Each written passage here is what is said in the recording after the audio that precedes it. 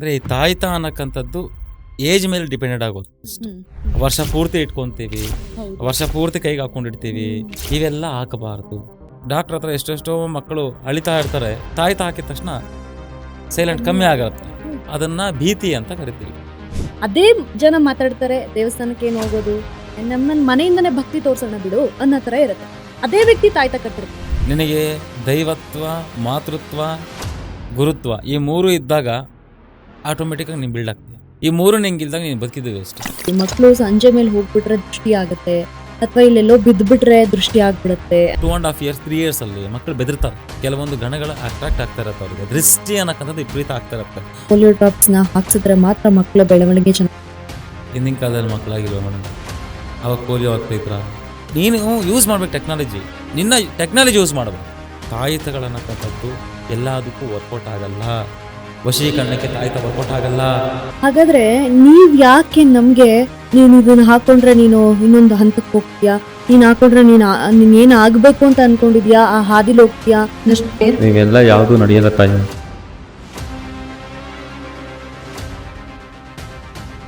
ಎಲ್ಲರಿಗೂ ನಮಸ್ಕಾರ. ಇವತ್ತು ಎಂದಿನಂತೆ ಒಂದು ವಿಶೇಷ ಪಾಡ್ಕಾಸ್ಟ್ ನಲ್ಲಿ ಇದೀವಿ. ಮಾಂತ್ರಿಕ ಬ್ರಹ್ಮ ಈ ವಿಶೇಷ ಪಾಡ್ಕಾಸ್ಟ್ಗೆ ಮತ್ತೊಮ್ಮೆ ಸ್ವಾಗತವನ್ನ ಕೋರ್ತಾ ನಿಮ್ಗೆ ಇವತ್ತು ನಮ್ಮ ಸತತ 12 ವರ್ಷಗಳ ಕಾಲ ಅಂದ್ರೆ ಕೇರಳದಲ್ಲಿ ಈ ಒಂದು ವಾಮಾಚಾರದ ವಿದ್ಯೆಯ ಬಗ್ಗೆ 12 ವರ್ಷಗಳ ಕಾಲ ವಿದ್ಯಾಭ್ಯಾಸವನ್ನ ಮಾಡಿ ಇವತ್ತು ಇಲ್ಲಿ ಕರ್ನಾಟಕ ಜನತೆಗೆ ಒಳ್ಳೆ ಸಂದೇಶವನ್ನ ಕೊಡ್ತಾ ತಮ್ಮ ವಿದ್ಯಾಭ್ಯಾಸವನ್ನ ಮತ್ತೊಬ್ರು ಅಂದ್ರೆ 5,000 6 ಸಾವಿರ ಜನಕ್ಕೆ ಕನ್ಸಲ್ಟೇಷನ್ ನೀಡ್ತಾ, ಟ್ರೈನಿಂಗ್ ನ ನೀಡ್ತಾ, ತಮ್ಮಲ್ಲಿರುವಂತಹ ವಿದ್ಯೆಯನ್ನ ಹಂಚ್ತಾ ಇವತ್ತು ಕರ್ನಾಟಕ ಜನತೆಗೆ ತುಂಬಾ ಒಳ್ಳೆದನ್ನ ಬಯಸ್ತಾ ಇರುವಂತಹ ನಮ್ಮ ಶ್ರೀ ಸುಭಾಷ್ ಆಚಾರ್ಯ ಗುರೂಜಿಗಳು ನಮ್ ಜೊತೆ ಇದ್ದಾರೆ. ವಿಶೇಷ ಏನು ಅಂತ ಅಂದ್ರೆ ಈ ಸಲ ನಾವು ಕೊನೆ ಬಾರಿ ದಿಗ್ಬಂಧನ ಬಗ್ಗೆ ಮಾತಾಡಿದ್ವಿ, ಅದು ನಿಮಗೆ ಚೆನ್ನಾಗಿ ಗೊತ್ತಿದೆ.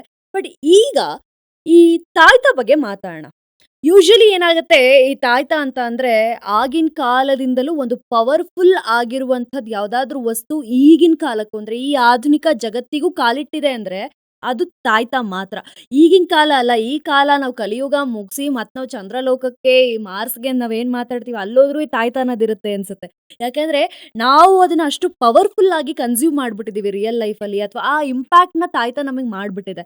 ಈ ನೋಡ್ತಾ ಇದೀವಿ ನಾವು, ಈ 1,000 ರೂಪಾಯಿ ನೋಟ್ ಹೋಯ್ತು, 500 ರೂಪಾಯಿ ನೋಟ್ ಹೋಯ್ತು, ಯಾವ ಕೊರೋನಾನು ಬಂದ್ಬಿಡ್ತು. ಕೊರೋನಾ ಆದ್ಮೇಲೂ ಎಲ್ಲಾದು ಬಂದು ಹೋಗಿ ಆದ್ಮೇಲೇನು ಒಂದೇನೋ ಉಳ್ಕೊಂಡಿದೆಪ್ಪ ಈ ಆಧುನಿಕ ಜಗತ್ತಲ್ಲಿ ಅಥವಾ ಈ ದೈವಿಕ ಜಗತ್ತಲ್ಲಿ, ಅದಂದ್ರೆ ತಾಯ್ತ.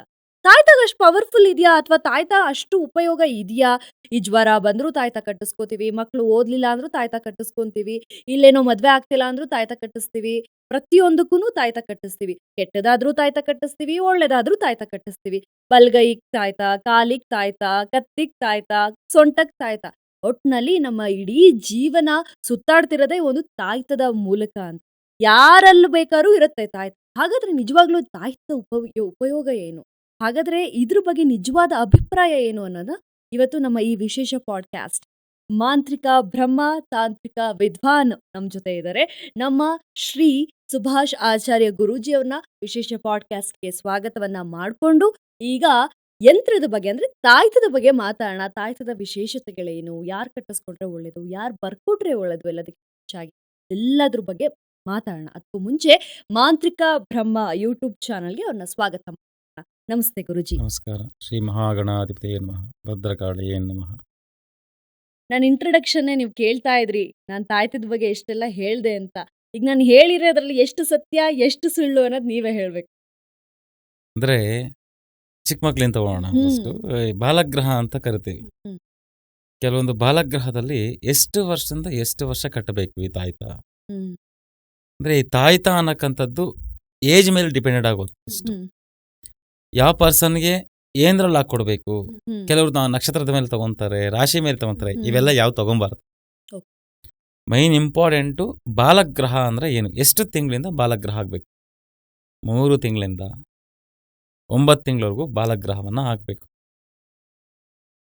ಆಯ್ತಾ. ಅದ್ರ ಮೇಲೆ ಹಾಕ್ಬಾರ್ದು. ಅದ್ರಲ್ಲಿ ಏನಾಗುತ್ತೆ, ಮಗುಗೆ ಮತ್ತೆ ದೃಷ್ಟಿ ಆ ಶಕ್ತಿ ತಡ್ಕೊಳಕಂತ ಆಗಲ್ಲ. ಯಾಕಂದ್ರೆ ಬಾಲಗ್ರಹ ನಿಮಗೆ ವರ್ಕೌಟ್ ಆಗೋದು 9 ತಿಂಗಳು, 3 ತಿಂಗಳಿಂದ 9 ತಿಂಗಳು. ಅದಾದ ನಂತರ ತಾಯತಕ್ಕೆ ಆಲ್ಮೋಸ್ಟ್ ನಿಮಗೆ ಒಂದು ಮನುಷ್ಯಕ್ಕೆ 11 to 20 ಡೇಸ್ ಅಷ್ಟೇ. ದೊಡ್ಡವ್ರಿಗೆಲ್ಲ 11 to 20 ಡೇಸ್ ಅಷ್ಟೇ ತಾಯ್ತ ವರ್ಕೌಟ್ ಮಾಡೋದು. ಇಲ್ಲ ಪೌರ್ಣಮಿ ಟು ಪೌರ್ಣಮಿ ಲೆಕ್ಕ ಹಾಕೊಂತೀವಿ, ಇಷ್ಟೇ ಆಗೋದು. ವರ್ಷ ಪೂರ್ತಿ ಇಟ್ಕೊಂತೀವಿ, ಹೌದು. ವರ್ಷ ಪೂರ್ತಿ ಕೈಗೆ ಹಾಕೊಂಡಿಡ್ತೀವಿ. ಹ್ಮ್. ಇವೆಲ್ಲ ಹಾಕಬಾರದು. ತಾಯಿತಗಳು ಕಪ್ಪು ದಾರ ಕಟ್ಕೊಳ್ಬೇಕು. ಸರಿ. ಆಯ್ತಾ? ಹ್ಮ್. ಹೆಣ್ಣು ಮಕ್ಕಳು ಯಾವ್ದು ಕಟ್ಕೊಬೇಕು? ಹ್ಮ್. Left hand ಕಟ್ಕೊಬೇಕು. ಗಂಡು ಮಕ್ಕಳು ರೈಟ್ ಹ್ಯಾಂಡ್ ಕಟ್ಕೊಬೇಕು. ಸೊ ಈ ಥರ ಕಪ್ಪು ದಾರವನ್ನು ನರದೃಷ್ಟಿ ಬೀಳಬಾರ್ದು ಅಂತ ಬೀಳ್ತೀವಿ ಅಲ್ವಾ? ಈ ತಾಯ್ತ ಅನ್ನಕ್ಕಂಥದ್ದು ಏನೇನು ವಸ್ತುಗಳು ಹಾಕಬೇಕು? ಪಾದರಸ ಎಷ್ಟು ಮಿಲಿ ಆಗಿರಬೇಕು? ಬಂಗಾರದಾಗಬೇಕಾ, ಬೆಳ್ಳಿದಾಗಬೇಕಾ, ಇಲ್ಲ ಅಂದರೆ ಅದರಲ್ಲಿ ಏನನ್ನು ಹಾಕಬೇಕಾ, ಇವೆಲ್ಲ ಇರುತ್ತೆ. ಎಷ್ಟು ವರ್ಷದಿಂದ ಎಷ್ಟು ದಿನಕ್ಕೆ ನಮಗೆ ವರ್ಕೌಟ್ ಆಗುತ್ತೆ, ಹ್ಮ್. ಎಷ್ಟು ದಿನ ಈ ತಾಯತ ನಮಗೆ ಕೆಲಸ ಆಗತ್ತೆ. ಈಗ ನೋಡಿ, ಡಾಕ್ಟರ್ ಹತ್ರ ಎಷ್ಟೆಷ್ಟೋ ಮಕ್ಕಳು ಅಳಿತಾ ಇರ್ತಾರೆ, ತಾಯ್ತ ಹಾಕಿದ ತಕ್ಷಣ ಸೈಲೆಂಟ್ ಕಮ್ಮಿ ಆಗತ್ತೆ. ಹೌದು. ಅದನ್ನ ಭೀತಿ ಅಂತ ಕರಿತೀವಿ, ಮಕ್ಕಳ ಭೀತಿ ಅಂತ ಕರಿತೀವಿ. ಭಯ ಪಡಕ್ಕಂಥದ್ದು, ಆ ಭಯನ ಹೋಗಲಾಡಿಸ್ಕೊಂತ ತಾಯ್ತನ ಕಟ್ತೀವಿ. ಜ್ವರ ಬರುತ್ತೆ ಕೆಲವರಿಗೆ. ನಾನೊಂದು ಹೇಳ್ತೀನಿ, ಹಿಂದಿನ ಕಾಲದಲ್ಲಿ ನಮ್ಮ ತಾತ ಮುತ್ತಾತ ಅವ್ರ ತಾತ ಹೌದು. ಕಾಲದಲ್ಲಿ ಡಾಕ್ಟರ್ಗಳಿದ್ರ? ಇಲ್ಲ. ಇಲ್ಲ. ಎಂದಕ್ಕೆ ಮಾಡ್ತಾ ಇದ್ವಿ? ಸಣ್ಣ ಆ ಒಂದು ದೈವ ಶಕ್ತಿ ಆಗಿರ್ಬೋದು, ತಂತ್ರಶಕ್ತಿ ಆಗಿರ್ಬೋದು, ಮಂತ್ರಶಕ್ತಿ ಆಗಿರ್ಬೋದು, ಇವೆಲ್ಲ ಒಂದುಗೂಡಿಸಿ ಮಾಡ್ತಕ್ಕಂಥದ್ದು ಒಂದು ತಾಯ್ತ. ಹ್ಮ್. ತಾಯ್ತ ಅಂತ ನಾವು ಏನು ಇದ್ರ ಬಗ್ಗೆ ಮಾತಾಡ್ತಾ ಇದ್ದೀವಿ. ಈಗ ಎಷ್ಟೋ ಜನಗಳು ಪೂಜೆನ ನಂಬಲ್ಲ, ದೇವ್ರನ್ನ ನಂಬಲ್ಲ. ಇವಾಗ ಎಷ್ಟೋ ಜನ ದೇವಸ್ಥಾನಕ್ಕೆ ಮನೆಯಿಂದನೇ ಕೈ ಮುಗಿಯೋಣ ಬಿಡು, ದೇವಸ್ಥಾನದಲ್ಲಿ ಏನು ಅನ್ನೋದು ಮಾತಾಡ್ತಾರೆ. ಆದ್ರೆ ಅದೇ ಮನುಷ್ಯ ತಾಯ್ತ ಕಟ್ಟ. ಈಗ ಜನಗಳಿಗೆ ತಾಯ್ತ ಬಗ್ಗೆ ಇರೋ ಇಂಪ್ಯಾಕ್ಟನ್ನ ನೋಡಿ, ಅದೇ ಜನ ಮಾತಾಡ್ತಾರೆ, ದೇವಸ್ಥಾನಕ್ಕೆ ಏನು ಹೋಗೋದು, ನಮ್ಮನ್ ಮನೆಯಿಂದನೇ ಭಕ್ತಿ ತೋರ್ಸೋಣ ಬಿಡು ಅನ್ನೋ ಥರ ಇರುತ್ತೆ. ಅದೇ ವ್ಯಕ್ತಿ ತಾಯ್ತ ಕಟ್ಟಿರ್ತಾರೆ. ಅಂತ ವ್ಯಕ್ತಿತ್ವಗಳಿಗೆ ನೀವೇನಂತ ಹೇಳ್ತೀರಾ? ವ್ಯಕ್ತಿ ಖಂಡಿತ. ಅನ್ನ ನೋಡೋದಕ್ಕೂ, ನೋಡಿ ತಿನ್ನೋದಕ್ಕೂ, ನಾವೇ ಮಾಡಿ ತಿನ್ನೋದಕ್ಕೂ, ನಮ್ಮ ಕೈಲಿ ಇನ್ನೊಬ್ರು ಮಾಡಿಕೊಡೋದಕ್ಕೂ ತುಂಬ ವ್ಯತ್ಯಾಸ ಇದೆ. ಹ್ಮ್. ಅದಕ್ಕೆ ನಮ್ಮ ಪ್ರಪಂಚ ಹಿಂಗಾಗಿರೋದು.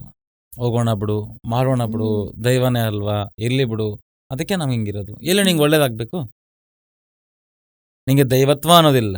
ಹ್ಮ್. ನಿನಗೆ ದೈವತ್ವ, ಮಾತೃತ್ವ, ಗುರುತ್ವ ಈ ಮೂರು ಇದ್ದಾಗ ಆಟೋಮೆಟಿಕ್ಕಾಗಿ ನೀನು ಬಿಲ್ಡ್ ಆಗ್ತೀಯ.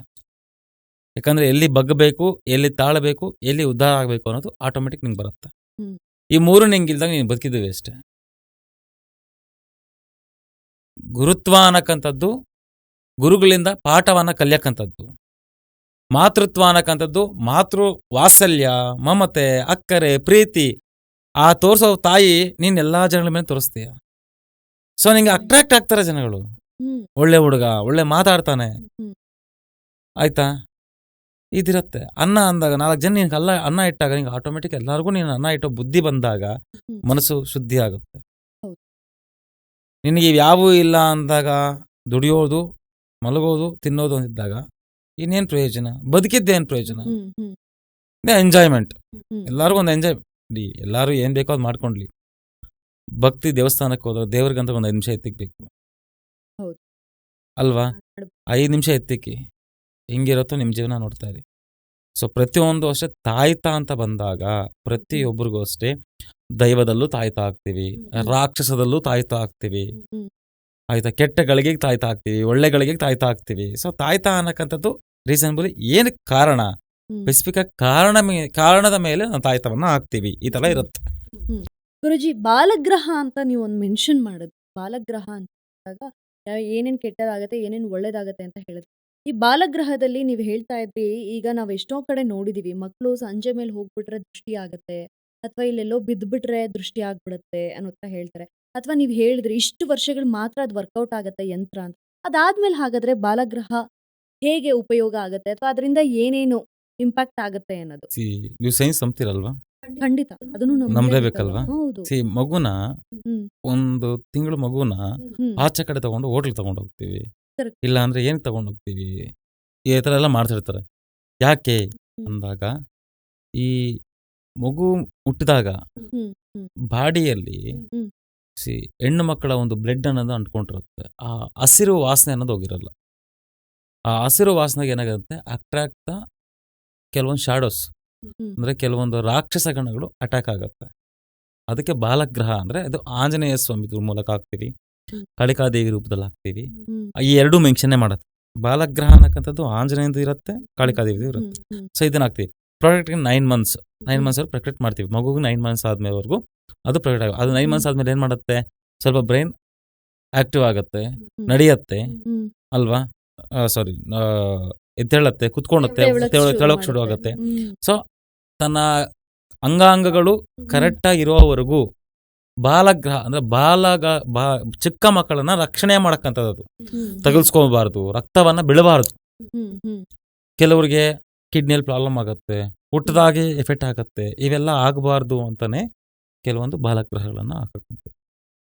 ಇನ್ನೊಂದು, ಈಗ ಈ ಪೋಲಿಯೋ ಡ್ರಾಪ್ಸ್ ಬಗ್ಗೆ ಎಲ್ಲ ನಾವು ಮಾತಾಡ್ತೀವಿ. ಪೋಲಿಯೋ ಡ್ರಾಪ್ಸ್ನ ಹಾಕ್ಸಿದ್ರೆ ಮಾತ್ರ ಮಕ್ಕಳ ಬೆಳವಣಿಗೆ ಚೆನ್ನಾಗಿ, ಅದೇನೋ 1 ತಿಂಗಳು ಮಿಸ್ ಮಾಡಿದ್ರೇನೋ, ಒಂದು ಸ್ವಲ್ಪ ದಿನ ಮಿಸ್ ಮಾಡಿದ್ರೆ ಹಿಂಗಾಗತ್ತೆ, ಹಾಗಾಗತ್ತೆ. ಅಥವಾ ಪ್ರೆಗ್ನೆನ್ಸಿ ವುಮೆನ್ ಅಂದರೆ ಆ ಡ್ಯೂರಿಂಗ್ ಆಫ್ ಪೀರಿಯಡ್ ನಾವೇನು ಪ್ರೆಗ್ನೆನ್ಸಿ ಅಂತ ಮಾತಾಡ್ತೀವಿ, ಅಲ್ಲೇ ಏನೋ ಎಡ್ವರ್ಟ್ ಮಾಡ್ಕೊಂಡಿರ್ತಾರೆ, ಅದಕ್ಕೆ ಮಕ್ಕಳು ಹಿಂಗಾಗ್ತವೆ. ನಾವು ಎಷ್ಟೊಂದು ಜನ ಈ ಹ್ಯಾಂಡಿಕ್ಯಾಪ್ಸ್ ಮಕ್ಕಳನ್ನ ಖಂಡಿತ. ನೋಡ್ತೀವಿ, ಅವ್ರಿಗೆ ಯಂತ್ರಗಳನ್ನ ಈಗ ನೀವು ಕಟ್ಸೋದು. ಹೇಳಿದ್ದಕ್ಕೂ ಅದು ಒಪ್ಕೊಳ್ಳೋಣ. ಹಿಂದಿನ ಕಾಲದಲ್ಲಿ ಮಕ್ಕಳಾಗಿಲ್ವಾ ಮೇಡಮ್? ಅವಾಗ ಪೋಲಿಯೋ ಆಗ್ತಾ ಇದ್ರಾ? ನಾವು ಇನ್ನಕ್ಕೆ ಹೋಗೋಣ ಮೇಡಮ್, ಈಗ ಬೇಡ. ಪೊಲ್ಯೂಷನ್ ಪುರಾತನ ಕಾಲದಿಂದ ಪುರಾತನ ಹೇಗೆ- ಕಾಲದಿಂದ ನಿಂಗೆ ಪೋಲಿಯೋ ಡ್ರಾಪ್ ಇತ್ತಾ? ಹೌದು. ಇಲ್ವಲ್ಲ. ಇವಾಗ ಯಾಕೆ ಪೋಲಿಯೋ ಡ್ರಾಪ್ ಬಂತು? It's a hmm. ಪೊಲ್ಯೂಷನ್. ಹ್ಮ್. ನಾವು ತಿನ್ನೋ ಆಹಾರ ಈ ಥರ ಎಲ್ಲ ಇರುತ್ತೆ. ಅದೇ ನನ್ನ ಪ್ರಶ್ನೆ ಬಂದು, ಪೋಲಿಯೋ ಡ್ರಾಪ್ಸ್ನ ಯಾಕೆ ಒಂದು ಮೇಜರ್ ರೀಸನ್ ಆಗಿ ಉಪಯೋಗಿಸ್ಕೊ. ಅದು ನಮಗೆ ಅದು ಅವಶ್ಯಕತೆನೇ ಇಲ್ಲ. ನನಗೆ ಬೇಕಾಗಿರೋ ತಂತ್ರದ ಬಗ್ಗೆ. ಹ್ಮ್. ಪೋಲಿಯೋ ಡ್ರಾಪ್ ಅನ್ನಕ್ಕಂಥದ್ದು ಈಗ ಇಟ್ಟಿರೋದು. ಹ್ಮ್. ಹ್ಮ್. ಈಗ ಯಾಕಂದ್ರೆ ಪೊಲ್ಯೂಷನ್ನು, ಅವ್ರು ತಿನ್ನೋ ಆಹಾರದಲ್ಲಿ ಪೋಲಿಯೋ ಡ್ರಾಪ್ ಅನ್ನಕ್ಕಂಥ ಮಕ್ಕಳ ಒಂದು ಅವ್ರ ಫುಡ್ ರಿಲೇಷನ್ ಈ ಥರ ಆಗಿರೋದು. ನಾನು ಹೇಳ್ತಿರೋದು, ಹಿಂದಿನ ಕಾಲದಲ್ಲಿ ಪೋಲಿಯೋ ಡ್ರಾಪ್ ಇತ್ತಾ? ಇರಲಿಲ್ಲ. ಯಾಕೆ ಇರಲಿಲ್ಲ? ಜಸ್ಟ್ ಪುಷ್ಟವಾಗಿರ್ತಾ ಇದ್ರು. ಅವರಿಗೆ ಆಚಾರ ವಿಚಾರ ಅಂದ್ರೆ ಏನೊಂದು ಗೊತ್ತಾಗ್ತಾ ಇತ್ತು. ಮಕ್ಕಳನ್ನ ಯಾವ ಭಾಗದಲ್ಲಿ, ಯಾವ ದಿನದಲ್ಲಿ ಆಚೆ ಕಡೆ ಕರ್ಕೊಂಡು ಹೋಗ್ಬೇಕು, ಮನೆ ಮುಂದೆ ರಂಗೋಲಿ ಹಾಕ್ಬೇಕಾ ಇಲ್ವಾ, ಇಲ್ಲಾಂದ್ರೆ ಮಕ್ಕಳನ್ನ ಯಾವ ರೀತಿ ಆಚೆ ಕಡೆ ಕರ್ಕೊಂಬರ್ಬೇಕಾಗಿತ್ತು, ಪ್ರೆಗ್ನೆಂಟ್ ವುಮೆನ್ಸ್ ಯಾವ ಗ್ರಹಣ ಟೈಮಲ್ಲಿ ಆಚೆ ಕಡೆ ಕರ್ಕೊಂಡು ಹೋಗ್ಬೇಕಾಗಿತ್ತಾ, ಇಲ್ಲಾಂದ್ರೆ ಗ್ರಹಣ ಟೈಮಲ್ಲಿ ಆಚೆ ಕಡೆ ಕರ್ಕೊಂಬಾರ್ದಾ, ಕರ್ಕೊಂಬೇಕಾ, ಇಲ್ಲಾಂದ್ರೆ ನಾನು ಶ್ರೀಮಂತ ಯಾವ ಮಂತಲ್ಲಿ ಮಾಡಬೇಕು, ಯಾವ ತಿಂಗಳಲ್ಲಿ ಮಾಡಬೇಕು, ಆಯ್ತಾ, ಅದಕ್ಕೆ ಒಂದು ಪ್ರೊಸೀಜರ್ ಇರ್ತಾ ಇತ್ತು, ನೀಟಾಗಿ ಮಾಡ್ಕೊಂಡು ಹೋಗ್ತಾ ಇದ್ರು. ಈಗಿರೋ ಯಾರಿಗೂ ಬೇಕಾಗಿಲ್ಲ. ಅದಕ್ಕೆ ನಮ್ಗೆ ಕೆಟ್ಟದಾಗ್ತಾ ಇದೆ ಅಷ್ಟೇ. ವಿನಾಶಕಾಲೆ ವಿಪರೀತ ಬುದ್ಧಿ ಅಂತ ಕರಿತೀವಿ. ಆಯ್ತಾ, ನೀನು ಎಷ್ಟು ಯೋಚನೆ ಮುಂದಕ್ಕೆ ಕೂತ ಎಷ್ಟು ಟೆಕ್ನಾಲಜಿಯಾಗಿ ಯೋಚನೆ ಮಾಡ್ತೀಯೋ, ಟೆಕ್ನಾಲಜಿ ಇರೋದು ಒಳ್ಳೇದೇ, ನಾನು ಇಲ್ಲ ಅಂತ ಹೇಳ್ತಿಲ್ಲ. ಎಷ್ಟು ನೀನು ಟೆಕ್ನಾಲಜಿಯಾಗಿ ಯೂಸ್ ಮಾಡ್ತೀಯ ಅಷ್ಟು ನೀನು ಒಳ್ಳೇದಾಗತ್ತೆ. ಟೆಕ್ನಾಲಜಿ ನೀನು ಯೂಸ್ ಮಾಡ್ಬೇಕು. ನಿನ್ನ ಟೆಕ್ನಾಲಜಿ ಯೂಸ್ ಮಾಡಬಾರ್ದು ಅಲ್ವಾ, ನೀನು ಅಡಿಕ್ಟ್ ಆಗಬಾರ್ದು. ಸೊ ಬಾಲಗ್ರಹನೂ ಅಷ್ಟೇ. ನಮಗೆ ಯಾವ ಥರ ಅಂದರೆ, ಮಕ್ಕಳನ್ನ ಆ ಹಸಿ ವಾಸನೆ ಹೋಗೋವರೆಗೂ ಬಾಲಗ್ರಹ ಇರ್ತೈತೆ ಅಂತ ಹೇಳ್ತೀವಿ. ಆಯ್ತಾ, ಇದಾದ ಮೇಲೆ ಚಿಕ್ಕ ಚಿಕ್ಕ ತಾಯಿತಗಳನ್ನ ಬೆದಿರೋದಕ್ಕೆ ಶುರು ಮಾಡ್ತಾರೆ ಮಕ್ಕಳು. ಹೌದು, ಅದು ಒಂದು. ಈಗ ನಿದ್ದೆ ಮಾಡುವಾಗ ಹೌದು, ಬೆದಿರ್ತಾರೆ, ಹಲ್ಲು ಕಡಿತಾರೆ, ತುಂಬಾ ತರ ಇರುತ್ತೆ. ಹೊಟ್ಟೆ ನೋವು ಬರುತ್ತೆ ಕೆಲವ್ರಿಗೆ. ಅವೆಲ್ಲ ಏನಾಗತ್ತೆ ಅಂದ್ರೆ, ಆ ಒಂದು ಲಕ್ಷಣಗಳನ್ನಕ್ಕಂಥದ್ದು ಮಕ್ಕಳು ನೋಡಿ 3 months ಅಲ್ಲಿ ಮಕ್ಕಳಿಗೆ 2.5 years 3 years ಅಲ್ಲಿ ಮಕ್ಕಳು ಬೆದರ್ತಾರೆ, ಬಚ್ಚುತ್ತಾರೆ, ಟಾಯ್ಲೆಟ್ ಮಾಡ್ಕೊಂತಾರೆ. ಸೊ ಇವೆಲ್ಲ ಇರುತ್ತೆ. ಯಾಕೆ ಇವೆಲ್ಲ ಇರುತ್ತೆ ಅಂದ್ರೆ, ಕೆಲವೊಂದು ಗಣಗಳು ಅಟ್ರಾಕ್ಟ್ ಆಗ್ತಾ ಇರತ್ತೆ ಅವ್ರಿಗೆ. ದೃಷ್ಟಿ ಅನ್ನಕ್ಕಂಥದ್ದು ವಿಪರೀತ ಆಗ್ತಾ ಇರತ್ತೆ ಅವ್ರ ಕೈ. ಯಾಕಂದ್ರೆ ಎಲ್ಲಾ ನಾಲಿಗೆ ಒಂದೇ ತರ ಇರಲ್ಲ. ಸೊ ಒಂದೊಂದು ನಾಲಿಗೆ ಒಂಥರ ಇರುತ್ತೆ. ಅಯ್ಯೋ ಮಗು ಎಷ್ಟು ಚೆನ್ನಾಗಿದೆ, ಇದೆಲ್ಲ ದೃಷ್ಟಿ ಅಂತ ಆಗೈತೆ. ಪುರಾತನದಿಂದ ಬಂದಿರೋದೇ ಇದು, ನಾನು ಹೊಸದಾಗಿ ಹೇಳೋ ಅವಶ್ಯಕತೆ ಇಲ್ಲ, ಪುರಾತನದಿಂದ ಬಂದಿರೋದೆ.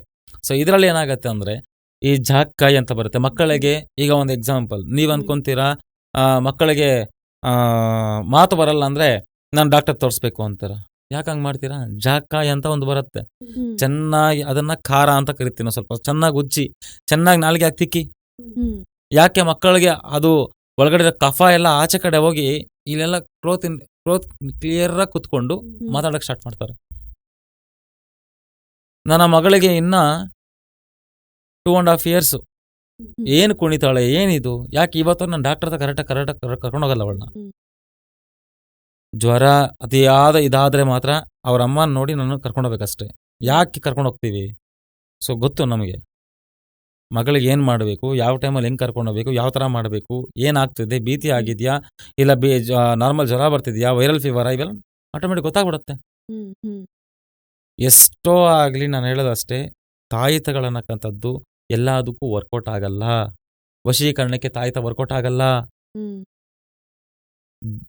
ಭಯ, ಭೀತಿ, ನಿನ್ನ ರಕ್ಷಣೆ, ನೀನು ಧೈರ್ಯವಾಗಿರಬೇಕು ಅಂತ ಆಗ್ತೀವಷ್ಟೇ. ಈಗ ಅಲ್ಲಿ ಏನೋ ಮಾಡಿ, ಈಗ ಒಂದು ಎಕ್ಸಾಂಪಲ್, ಅಲ್ಲಿ ಯಾರೋ ತಂತ್ರವಿದ್ದರು ಹೋಗ್ಬಿಟ್ಟು ನಾನು ಏನೋ ಮಾಡ್ಕೊಂಬಂದ್ರು, ನಂಗೆ ಒಂದು ತಾಯ್ತಾ ಕೊಟ್ಟರು, ನಂಗೆ ಒಳ್ಳೇದಾಗೋಯ್ತು. ಸೊ ಇದೆಲ್ಲ ವರ್ಕೌಟ್ ಆಗಲ್ಲ. ಹಾಗಿದ್ರೆ ವರ್ಕೌಟ್ ಆಗಲ್ಲ ಅಂತ ಹೇಳ್ತಾ ಇದ್ರಿ, ಯಾವ್ಯಾವ್ದಕ್ಕೆ ವರ್ಕೌಟ್ ಆಗಲ್ಲ ಅಂತ ಹೇಳಿದ್ರಿ, ಯಾವ್ಯಾವ್ದಕ್ಕೆ ವರ್ಕೌಟ್ ಆಗತ್ತೆ ಹಾಗಾದ್ರೆ? ನಿನ್ನ ರಕ್ಷಣೆ ಅಂದ್ರೆ, ನಿನ್ನ ಉದ್ಯೋಗಕ್ಕೆ ಇದು ಒಳ್ಳೇದಾಗತ್ತೆ ತಾಯ್ತಾ ಅಂತ ಕೊಡ್ತೀವಿ. ಅದು ವರ್ಕೌಟ್ ಆಗಲ್ಲ. ಹ್ಮ್ ಆಯ್ತಾ, ನಿನ್ನ ಮನೆಗೆ ರಕ್ಷಣೆ ಅಂತ ತಾಯ್ತ ಕೊಡ್ತೀವಿ, ಇದು ವರ್ಕೌಟ್ ಆಗಲ್ಲ. ಬೇರೆ ನಿನ್ನ ಬಾಡಿಯಲ್ಲಿ ಏನೇನು ಹ್ಮ್. ಆ, ಕೆಟ್ಟು ಕೊಳ್ತೋ ಒಂದು ಅಂಶಗಳಿರುತ್ತೋ, ಹ್ಮ್ ನಿನ್ನ ಬುದ್ಧಿ ಮೆಂಟಾಲಿಟಿ ಚೇಂಜ್ ಮಾಡಿರುತ್ತೋ, ಇದಕ್ಕೆ ತಾಯ್ತವನ್ನು ಯೂಸ್ ಮಾಡ್ತೀವಿ, ನಿನ್ನ ಮೈಂಡ್ ಚೇಂಜ್ ಮಾಡೋದಕ್ಕೆ. ಹಾಗಾದ್ರೆ ನೀವ್ ಯಾಕೆ ನಮ್ಗೆ ಆ, ನೀನ್ ಇದನ್ನ ಹಾಕೊಂಡ್ರೆ ನೀನು ಇನ್ನೊಂದು ಹಂತಕ್ಕೆ ಹೋಗ್ತೀಯಾ, ನೀನ್ ಹಾಕೊಂಡ್ರೆ ನೀನ್ ಏನ್ ಆಗ್ಬೇಕು ಅಂತ ಅನ್ಕೊಂಡಿದ್ಯಾ ಆ ಹಾದಿಲಿ ಹೋಗ್ತೀಯಾ ಅಂದ್ರೆ ನೀವು ಅನ್ನೋದಕ್ಕಿಂತ ಹೆಚ್ಚಾಗಿ ನಿಮ್ಮ ತರ ವಿದ್ಯಾಭ್ಯಾಸವನ್ನ ಇಲ್ದಲೇ ಇರೋರು ಅಥವಾ ಜಾಸ್ತಿ ಪರಿಣಿತ ಹೊಂದಿಲ್ದೇ ಇರೋವಂಥವ್ರು ನಮಗೆ ಹೇಳೋದು, ನಾವು ಗುರುಜಿ ಹಿಂಗ್ ಆಗ್ಬಿಟ್ಟಿದೆ ಲೈಫಲ್ಲಿ, ಹಿಂಗೇನೋ ನಡೀತಾ ಇದೆ ನನ್ಗೆ ಇವಾಗ ಏನೋ ಒಳ್ಳೇದಾಗ್ಬೇಕು. ಅವ್ರು ಹೆಂಗ್ ಹೇಳ್ ಕಳಿಸ್ತಾರೆ ಅಂದ್ರೆ ಇದೊಂದ್ ವಾರ ಹಾಕೊಂಡ್ ಪೂಜೆ ಮಾಡು, ನೆಕ್ಸ್ಟ್ ನೀನ್ ನೋಡು ಅಂತ ಹೇಳಿ ಒಂದಷ್ಟು ಬೇರೆ ಇವೆಲ್ಲ ಬೇರೆ ಯಾವುದು ರೀತಿಯ ನಡೆಯಲ್ಲ ಅಭಿಪ್ರಾಯ ತಾಯಿ. ಕೊಡ್ತಾರೆ. ನಮ್ಮ ಗುರುಜಿಯವರು ತುಂಬಾ ಪ್ರೀತಿಯಾಗಿ ನಿಮ್ನ ಸ್ವಾಗತ ಮಾಡ್ಕೊಳಕ್ ರೆಡಿ ಇದ್ದಾರೆ. ಯಾರ್ಯಾರು ಇದ್ರ ಬಗ್ಗೆ ಎಲ್ಲ ಕಲ್ತ್ಕೋಬೇಕು, ಈ ವಿದ್ಯೆ ಬಗ್ಗೆ ಕಲ್ತ್ಕೊಂಡು ಪರಿಣಿತ ಹೊಂದಬೇಕು ಅಂತ direct Jayanagar 4th T block ನಲ್ಲಿ ಶ್ರೀ ಬಲ್ಮುರಿ ಗಣಪತಿ ಕಾಳಿಕಾದೇವಿ ಜ್ಯೋತಿಷ್ಯಾಲಯಕ್ಕೆ ನೇರವಾಗಿ ಭೇಟಿ ಕೊಡಿ. ನಮ್ಮ ಗುರುಜಿನ ಭೇಟಿ ಮಾಡಿ ನಿಮ್ಮ ಎಲ್ಲ ಸಂಕಲ್ಪಗಳನ್ನ ನೆರವೇರಿಸ್ಕೊಳ್ಳಿ. ಅಂಡ್ ಈ ಯೂಟ್ಯೂಬ್ ಚಾನಲ್ ಇನ್ನಷ್ಟು ಸಮಗ್ರ ಮಾಹಿತಿ ನಿಮಗೆ ಸಿಗುತ್ತೆ. ಇದು ನಮ್ಮ ಯೂಟ್ಯೂಬ್ ಚಾನೆಲ್ ಮಾಂತ್ರಿಕ ಬ್ರಹ್ಮ, ಅದು ನಮ್ಮ ಗುರುಜಿ ಆಗಿರುವಂತಹ ಸುಭಾಷ್ ಆಚಾರ್ಯ ಗುರುಜಿಯವರದ್ದೇ ಆಗಿರುತ್ತೆ. ಹಾಗಾಗಿ ಯಾವುದೇ ರೀತಿ ಡೌಟ್ ಇಲ್ಲದೆ ನೀವು ನೇರವಾಗಿ ನಮ್ಮ ಗುರುಜಿಯವ್ರನ್ನ ನೀವು ಸಂಪರ್ಕ ಮಾಡಬಹುದು.